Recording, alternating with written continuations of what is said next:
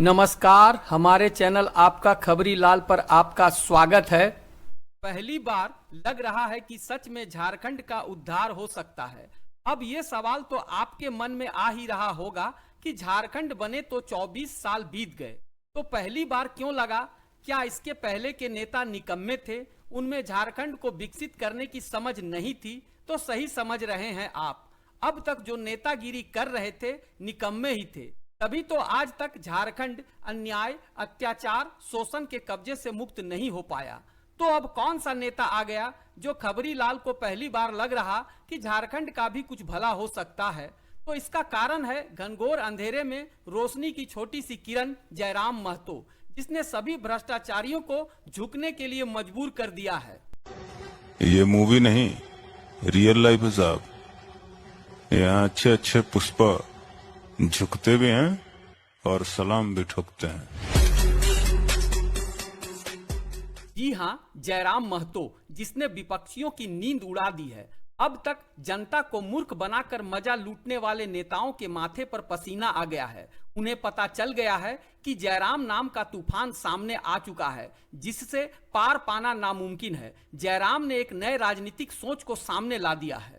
जयराम महतो संभवतः अभी झारखंड के सियासत में सबसे चर्चित नाम है, जो झारखंड में बदलाव लाने के लिए कृत संकल्प है।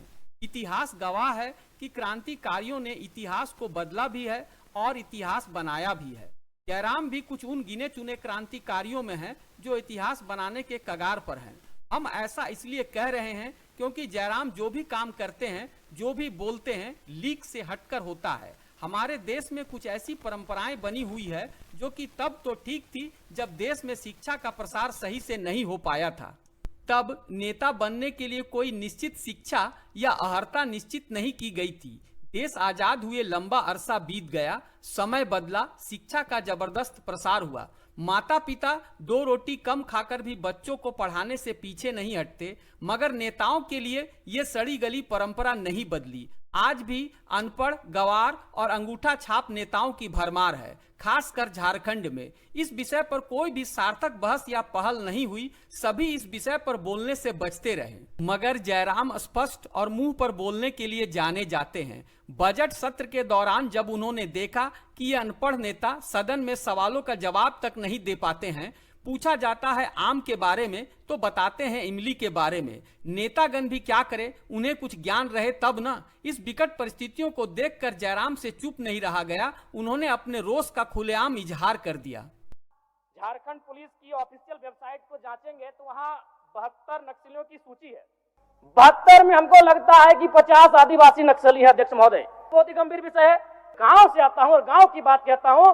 गांव के लोग क्या कहते हैं मालूम है कि जब नक्सलियों का वर्चस्व था, वीडियो का हैसियत नहीं था 1 रुपए घूस लेने का, सीओ का औकात नहीं था 1 रुपए घूस लेने का। थाना प्रभारी थर थर कांपते थे। यानी आम व्यक्ति आज भी अगर गोलियां खा रहे नक्सल के नाम पर, तो कारण आपका सिस्टम फेल है। अध्यक्ष महोदय, इसको स्वीकारिए और नहीं तो पढ़िए झारखंड सरकार, झारखंड राज्य की गृह कार्य आपदा विभाग की रिपोर्ट, जिसमें ये कोई पुरानी रिपोर्ट नहीं है। अध्यक्ष महोदय, ये 2024 26 तारीख 12वां महीना। आप कागज भेजवा दीजिए, कागज भेजवा दीजिए। आप क्या कहना चाहते हैं? मैं ये कहना चाहता हूँ, आपको व्यवस्था में रह के चीजों को व्यवस्थित करना होगा। आप इस राज्य को नक्सल की ओर नहीं ढकेल सकते। अध्यक्ष महोदय, ये आप क्या कह रहे हैं? अध्यक्ष महोदय, मेरा कहना यह है कि एक आम व्यक्ति क्यों, मैं कह रहा हूँ या संवैधानिक लोग हैं क्या? मंत्री मैडम एक तो 1 मिनट का समय आप बाधित कर रही हैं। क्यों बाधित करेंगी? क्यों बाधित करेंगी? आप मंत्री हैं, आपको बीच में रोकने का अधिकार नहीं है। मंत्री मैडम, आपको बीच में रोकने का अधिकार नहीं है। गलतियों को स्वीकार कीजिए, विफलताओं को स्वीकार कीजिए। चलिए हो गया, विफलताओं को स्वीकार कीजिए।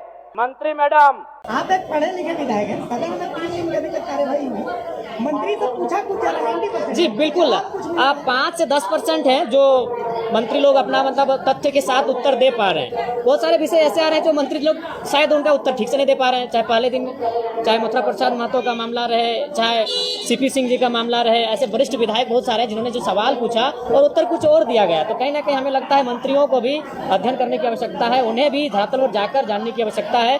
उन्हें मंत्री पद मकसद तो मिल गया है, लेकिन शायद वो उसे व्यवहार में नहीं ला पा रहे हैं। जब इन अशिक्षित नेताओं को कुछ आता नहीं तो सदन में उपस्थित होकर करे क्या?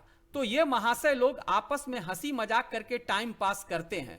विधानसभा जनता की समस्याओं का समाधान करने के लिए विचार विमर्श का मंच है, बजाय इसके विधानसभा मस्ती मजाक का फोरम बन गया है। जयराम ने इस पर भी जोरदार प्रहार किया और साफ कह दिया कि ये सब अब नहीं चलेगा। माननीय, क्या हंसी मजाक करने के लिए यहाँ आते हैं? सदन की बैठक आयोजित करने में जनता की खून पसीने से कमाई रकम खर्च होती है, इसको व्यर्थ हंसी मजाक में बर्बाद नहीं होने देंगे और खुलकर अपना आक्रोश जाहिर कर दिया। देख रहे हैं कि गंभीर बातों को छोड़कर कुछ हास्य विषयों पर बहुत ज्यादा विवाद हो रहा है, जो कि दुर्भाग्यपूर्ण है। क्योंकि सदन जब चलता है, एक सदन तो लाखों लोगों की आशाएं होती है, एक दिन के लाखों के खर्च होते हैं, लाखों लोगों की उम्मीदें टिकी होती हैं, तो उस पर कम से कम सार्थक और गंभीर चर्चाएं होनी चाहिए। चूंकि हम भारतीयों के नस नस में भ्रष्टाचार खून की तरह बहता है, तो फिर हमारे देश में भ्रष्टाचार के मायने भी बदल गए हैं। हमारे यहाँ घूस लेना अपराध नहीं माना जाता, घूस लेकर भी काम न करना अपराध माना जाता है। सरकारी विभागों की अकर्मण्यता पर सवाल उठाते हुए कहा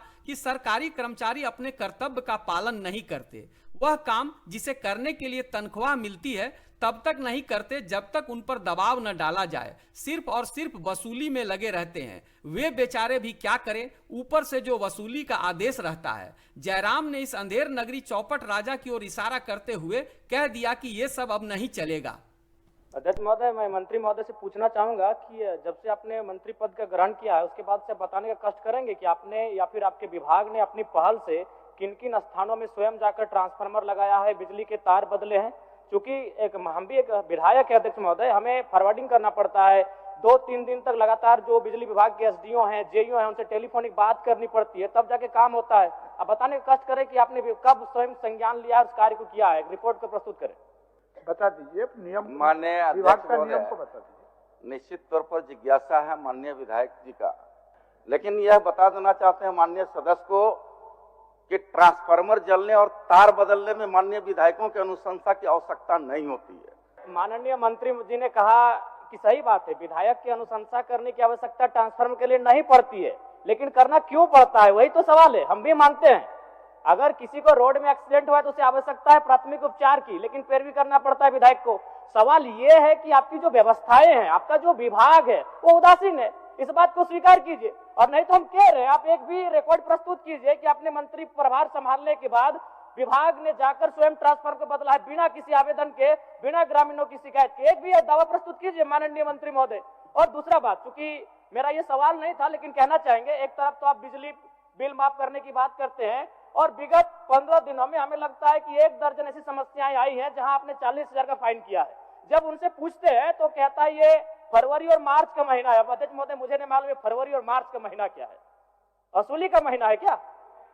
जब भी नहीं, अगर विभाग से बात होती है तो वही कहता है कि ये फरवरी और मार्च का महीना है, ऊपर से दबाव है। तो क्या ये फरवरी और मार्च के महीने में सभी विभाग वसूली करते हैं क्या जनता से? हम भी मानते हैं कि जो ट्रांसफार्मर और बिजली तार बदलने कार्य होता है विधायक का नहीं होता, विभाग की कार्य होता है, लेकिन कहीं ना कहीं हमें अनुशंसा करनी पड़ती है। हमें अपना मतलब वहाँ रोब दिखाना पड़ता है कि हम विधायक हैं, हमारी बात सुनिए, तब वो काम करते हैं, जबकि वो विभाग की काम है। तो वो कह रहे हैं, लेकिन आज अगर धरातल पर जाकर देखेगा तो बिजली की समस्याएं बहुत ज्यादा है इस राज्य में। पूरा झारखंड इस बात से भली भांति परिचित है कि राज्य के मुखिया बालू माफिया है। जब जब भी झारखंड में हेमंत सोरेन मुख्यमंत्री बने, बालू का ठेका जारी नहीं हुआ। बालू का कृत्रिम अभाव पैदा कर बालू की कीमत आसमान पर पहुंचा दी जाती है, जिसे आपने भी महसूस किया होगा। और बालू की अवैध बिक्री होती है, आपको जितना बालू चाहिए मिल जाएगा, मगर कीमत ऊंची देनी होगी। और इस लूट का बड़ा हिस्सा मुख्यमंत्री के खाते में जाता है। सवाल पूछने पर मुख्यमंत्री कहते हैं